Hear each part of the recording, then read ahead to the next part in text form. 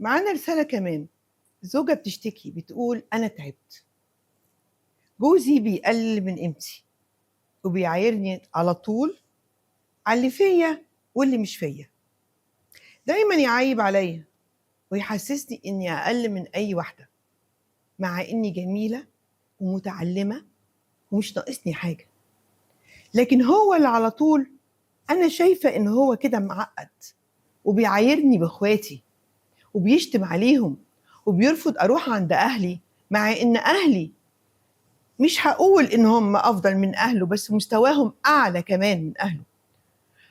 وطبعا مش هجيب سيرة صحابي لأن أكيد هو كمان ما بيحبهمش. أعمل إيه؟ اللي هو فيه ده بنسميه إسقاط نفسي، هو شايفك أعلى منه للأسف، فبيبقى جواه إحساس لا تصدقي نفسك، لا تفتكري نفسك حاجة عليه، لا تشوفيه هو قليل، فبيبدأ يكسر فيكي عشان تحسي إنك قليلة. ده إسقاط نفسي، ما نقدرش نقول إن هو مش حالة من حالات النقص، هو طبعا حالة من حالات النقص، ما أقدرش أوعدك إن ده ممكن يتغير للأسف. ليه؟ لأنك واضح إنك ناجحة، واضح إنك جميلة، وده مش ينفع تغيريه. فأنا رأيي عشان نكمل العيشة اتجاهلي الكلام ده، طالما إن الكلام ده بينك وبينه معلش عديه، هو مش هيبطله إلا إذا أنت بقيتي بقى مش متعلمة ومش جميلة ورجعنا لورا، وده مستحيل. أو يروح بقى لحد يسأله، يعني أنا برضه أصل موضوع إن حد يكون له مساعدة نفسية ده شيء مطلوب، بس أنا معرفش شخصيته إيه. نطلع فاصل ونرجع تاني، خليكم معانا.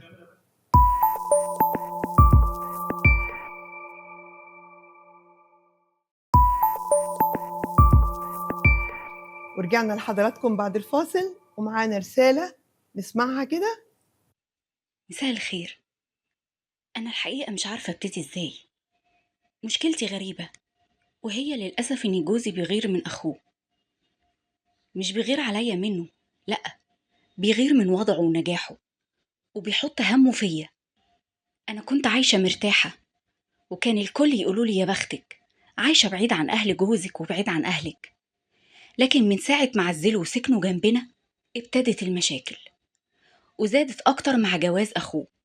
جوزي من يوم ما أخوه اتجوز وهو منكد عيشتي، ضرب وإهانة وعصبية ملهاش سبب. كل ده علشان أهله جابوا لأخوه حاجات وهدايا كتير وما عملوش ده معاه، مع إني المفروض إن اللي يزعل أنا مش هو. بس جوزي حاطط همه فيا، خاصة إن علاقته بأهله وحشة، ودايما بيسموا بدنه بكلامهم وأفعالهم، وهو ما بيقدرش يفتح بقه معاهم. بس أنا وعيالي بيورينا المر. مش عارفة أخد العيال وأمشي أروح لأهلي، ولا اشتكي للكبار، ولا أعمل له إيه؟ جوزك طبعا مش بيقولك كل حاجة، أكيد هم كمان بيقولوا له عيوب فيكي وكلام عليكي، هو مش قادر يقوله، فده بيطلع عليكي انتي بالعصبية والإهانة. موضوع أخوه إنه بيغير منه، هو مش بيغير من أخوه، هم أهله اللي مش عادلين بينه وبين أخوه، هو أهله اللي ظالمينه. فالجزء إن ده بيطلع عليكي إن هو بيهينك انتي، هو لأ، هو أكيد برضه بيقولوا شوف مرات أخوك مجهزة إيه ومراتك عملت إيه، شوف مرات أخوك قالت لنا إيه الصبح ومراتك ما قالت لناش إيه، كلام زي ده.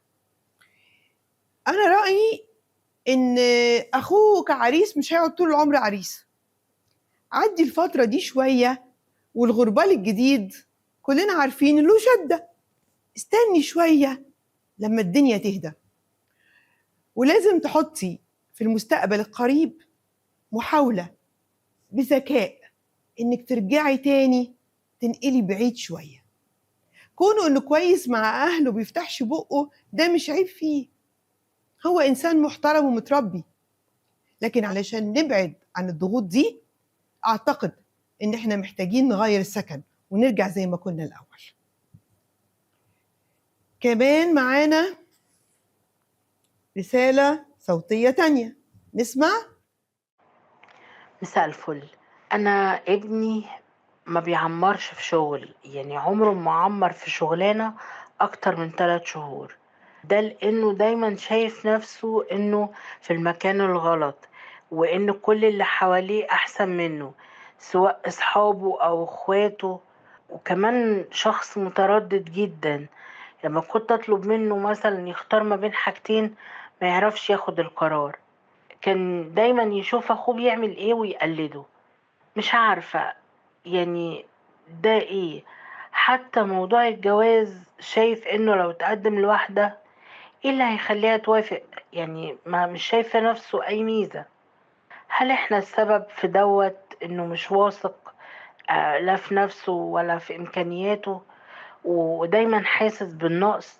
ولا هو مريض ومحتاج اعرضه على دكتور نفسي؟ يعني بالشكل ده شخص زي ده مش هيعرف يفتح بيت. المشكلة هنا لها جزئين، أنا مستغربة إن هما شوية عكس بعض. في الأول لما قلتيلي إن هو ما بيقعدش في شغلانة أكتر من 3 شهور وبيبص للي حواليه، جه في بالي إن هو شايف نفسه أعلى من الباقيين، إن عنده غرور وثقة في نفسه زيادة، إن هو ممكن يشتغل أحسن من كده ويبقى في مكان أحسن من كده.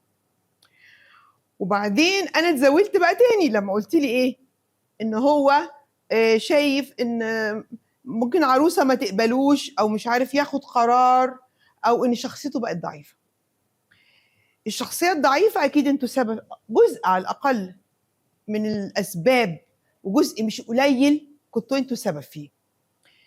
لكن موضوع إنه ما بياخدش قرار، أنتوا برضو عودتوه إنه ياخد، إن هو كل قرار عاوز ياخده لازم حد ياخده له. اللي أنا شايفاه دلوقتي إن هو يعمل 3 حاجات. أول حاجة، لما يكون هياخد قرار في أي حاجة ما تساعدوهوش، ولو القرار غلط ما تلوموهوش، ولو القرار صح ما تشجعوهوش. خليه يبقى الطبيعي في حياته إنه بياخد قرار. هو مش طفل إن هو لو خده حلو القرار نقول له برافو حبيبي، ولا إحنا كمان بنعاقبه لو خد قرار غلط. ده جزء كبير من العلاج. الجزء التاني موضوع شغله. إحنا محتاجين نبدأ نوريه صور تانية لناس بدأت في وظيفة مش كويسة قوي، وبعدين راح للوظيفة الأعلى، فالأعلى في الأعلى، فيبدأ هو يشعر إن الوقت بيتغير، الدنيا ما بتقفش مكانها. لما يجي يحكي نقول له تمام، بس عارف لو صبرت نجرب شوية كمان، نجرب شوية كمان، واحدة واحدة هيتعود على وجوده في مكان. وفعلا هو لو قعد في مكان الطبيعي إن هو هيعلى، مش هيفضل قاعد مطرح ما هو طول عمره. الحاجة الأخيرة، موضوع إنك أنت تعرضيه على دكتور ولا لأ. أنا عايزة أقول لكم حاجة، الدكتور النفسي ملوش أي قيمة لو المريض نفسه مش عايز يروح. لازم هو اللي يبقى عايز يروح. لكن تقولي له أنا أخدك أعرضك على دكتور بصرف النظر هو موافق ولا لأ، طبعا ده مش هيجيب نتيجة. ممكن تتكلمي معاه، لو وافق هيأثر المشوار بتاعنا قوي في العلاج والنتيجة، ولو ما وافقش هنكمل زي ما احنا. وبرضه مش عايزاكي تقولي الجملة دي دلوقتي لأن هو مش واثق في نفسه كفاية. فأنا خايفة كمان لما تقولي له أول حاجة أوديك لدكتور نفسي تبقى خلاص قضيتي عليه بقى، حس بقى إن هو مريض كمان. فلا، احنا نبدأ العلاج زي ما أنا قلتهولك، وبعد شوية نقول الفكرة. قولي له إن احنا عندنا صفحة، خليه يتفرج على البرنامج، يمكن يكتب لي هو لوحده على الصفحة ورد عليه وتبقى اتحلت. معانا مداخلة نسمعها كده لو سمحت. ألو، مساء الخير يا دكتورة. مساء النور. أنا جوزي عايزني أهتم بيه طول الوقت، وإلا أبقى ما بحبوش، ويبتدي بقى يتخيل إني ممكن أحب حد تاني غيره، وممكن يعمل مشكلة على أي حاجة، وبيشك فيا طول الوقت. بيغير من علاقتي بإخواتي البنات أو أي حد أتعامل معاه.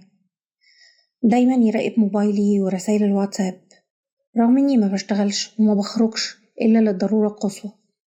طول الوقت حاسس إني ممكن أسيبه وأشوف أي حد تاني أحسن منه. وكمان في شغله بيأذي زمايله، يعمل لهم مشاكل لو بس حس إن حد بيفهم أكتر منه شوية. دايما حاسس إنه مش سادد في مكانه، في البيت أو في الشغل أو حتى في العيلة. طول الوقت شايف إخواته أحسن منه. أنا بجد مش عارفة أتصرف إزاي معاه. هقول لك يا ستي، جوزك مش حاسس انك بتحبيه كفايه. جوزك بيحبك اكتر ما انت بتحبيه بكتير قوي. جوزك من كتر ما بيحبك وانت مش قادره تقدمي له الحب بالطريقه اللي هو مستنيها، بدأ يغير ان اي حب تديه لاي حد حتى لو كان اخواتك. ده عيب الحب. بس كمان انت بتاخدي الميزه بتاعته. حبيه اكتر من كده، وبلاش تحبيه اكتر من كده. اظهري حبك اللي موجود بطريقه تانية. ده جوز بيقول اهتمي بيا. يا جماعه دي حاجه كويسه قوي ان جوز يقول لمراته اهتمي بيا. ده معناه ان هو مهتم بيها وعايزها هي. مش احسن ما يسكت وما يقولش حاجه وما تلاقيهوش معاكي اصلا؟ عبري عن حبك اكتر، شوفي مزاياه اكتر، حبيه اكتر. ساعتها كل حاجه هتقل. هيقل شكه، هتقل غيرته، هيقل كل حاجه هو بيضايقك فيها. معانا رساله مكتوبه بتقول: انا متجوزه ومخلفه، لكن انا وجوزي بقالنا فتره مفيش علاقه بينا. تقصد العلاقه الخاصه. انا كنت فاكره ان ممكن يكون يعني طبعا